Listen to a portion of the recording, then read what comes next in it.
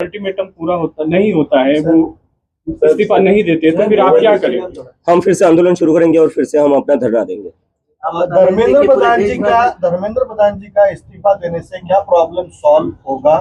क्या central government ने इसमें और स्टेप्स इनिशिएट करने की जरूरत है, क्योंकि एजुकेशन जनरेशन पे इम्पैक्ट करता है, एक पीढ़ी पे। मैं आपसे पूछना चाहता हूँ, एक मेरा सीधा क्वेश्चन है, सिस्टम कैसे ठीक होगा जब कोई जिम्मेदारी लेने को तैयार नहीं है?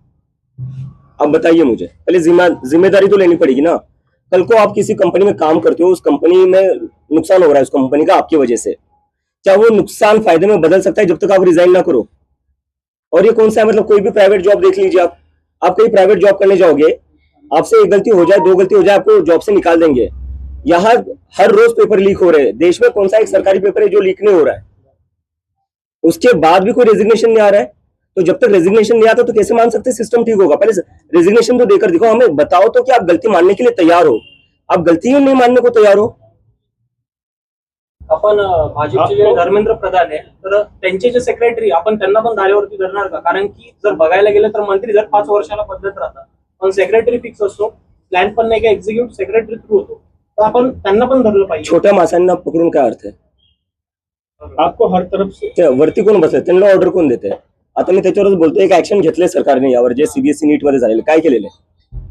ट्रान्सफर केले ऑफिसर्सचे, सस्पेन्शन पण नाही, नुसतं ट्रान्सफर केलेले।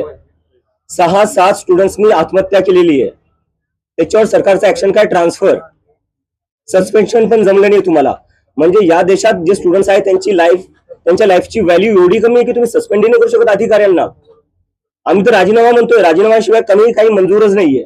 तुम्ही नुसतं ट्रान्सफर केले, काय लायकी ठेवली त्या स्टुडंट्सनी ज्यांनी आत्महत्या केली आहे? काय वाटत असेल आज त्यांच्या आई वडिलांना हे सगळं पाहून? कल सोशल मीडिया पे कई लोगों आया था, ये देश के किस किस कोने से आया था? आपने कुछ इसको एनालाइज किया है, कुछ स्टडी किया कल है? जो मैंने टी शर्ट पहनी थी वहां पर Indian Jersey, Indian cricket team की, वो एक लड़का आया था सिक्किम से, 1500 किलोमीटर दूर से आया था। एक लड़का आया था केरला से, वो भी बोल रहा था सर मैं केरला से आया हूँ, बहुत दूर से आया हूँ, आपसे बस 2 मिनट बात करनी थी। तो मैंने बात कर ली उससे। कुछ लोग आए थे उड़ीसा से, कुछ लोग आए थे बंगाल से, राजस्थान से लोग थे, गुजरात से लोग थे, महाराष्ट्र से, तो मतलब पूरी टीम में मेरे जितने भी दोस्त थे पुराने, वो सारे वहां पर ही थे। तो पूरे देश भर से लोग आए थे।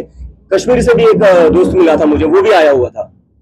आपका जो ये पक्ष है वो एक मूवमेंट के लिए ही सीमित रहेगा या आगे और भी इसमें कुछ आएंगे? आप राजनीति में उतरेंगे, अपना अलग से पक्ष बनाएंगे? जैसे मैंने कहा कि राजनीति को बस अपना इलेक्शन की तरफ मत देखिए। इस देश का जो नुकसान हो रहा है ना, वो इसलिए हो रहा है क्योंकि आप लोगों ने ना राजनीति को बस इलेक्शन तक ही लिमिटेड रख दिया है। 5 साल में एक बार इलेक्शन करवा दो, उसके बाद सब भूल जाओ क्या हो रहा है क्या नहीं हो रहा है। फिर सब बिक जाते हैं, यहाँ बैठ जाता है, उसके पास बैठ जाता है, खरीद फरोख्त चलती रहती है अगले 5 साल। तो ये सब नहीं करना है हमें मुद्दे की राजनीति करनी है।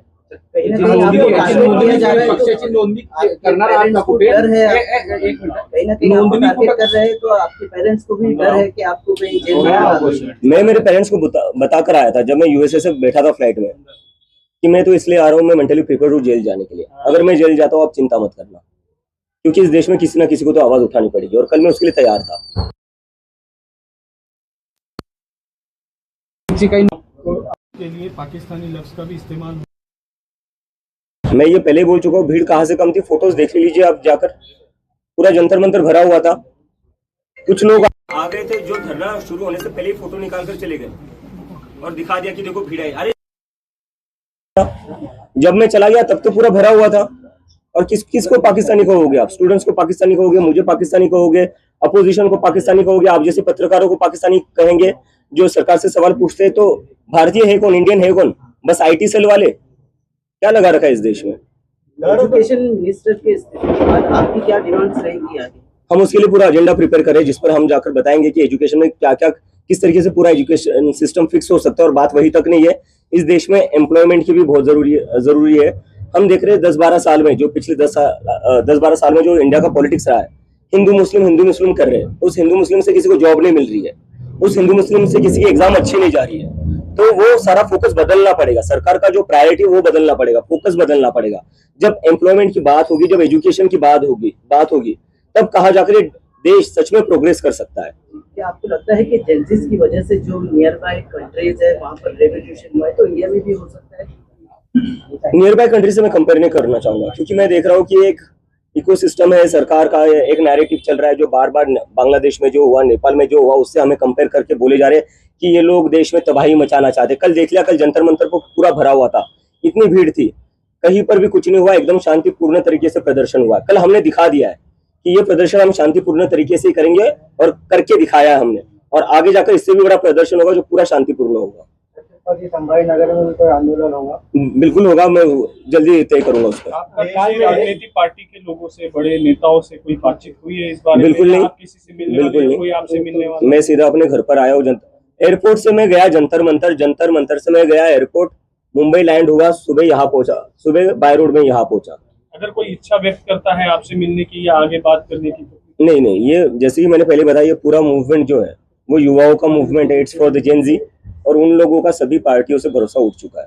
तो जिन जिन लोगों को हमें समर्थन देना है वो बाहर से समर्थन दे सकते हैं, लेकिन हम खुद किसी से भी एसोसिएटेड नहीं होंगे, ये मैं बात क्लियर कर देता हूँ। महाराष्ट्राचे मुख्यमंत्री मी सर तुम्हाला, मी आता हे 3-4 वेळेस म्हणते, 15 दिवस झाले आम्हाला, 15-16 दिवस झालेले, आम्हाला थोडा वेळ द्या, कारण की आम्ही 15 दिवसातच एवढं मोठं आंदोलन करून दाखवलं जंतर मंतरवर, हीच खूप मोठी गोष्ट आहे। कई सारे जेनजीस को कोई ट्रेडमार्क्स मैसेज आपके है? नाम जेनजीस के लिए कोई मैसेज है? जेनजी को एक ही मैसेज है कि जब आप लोग आवाज उठाओगे तो सरकार में कोई भी बैठा हो उसको आपकी बात सुननी पड़ेगी। आप लोग आवाज नहीं उठाते हो, उन लोगों को लगता है कि आप डर जाओगे, और उनको ये लगता है कि अगर ये लोग मुझे अरेस्ट कर देंगे तो उससे आप लोग डर जाओगे, लेकिन आपको डरना नहीं है। अगर जेल में जाने की बात आई, मैं खुद जेल चला जाऊंगा, आप लोगों को जेल में जाने की जरूरत नहीं है, लेकिन मैं बस एक चीज चाहता हूँ, आप लोग आवाज उठाते रहो। जब जब किसी के साथ भी इस देश में गलत होगा, या हम सबकी जिम्मेदारी है कि हम आवाज उठाएं। Thank you.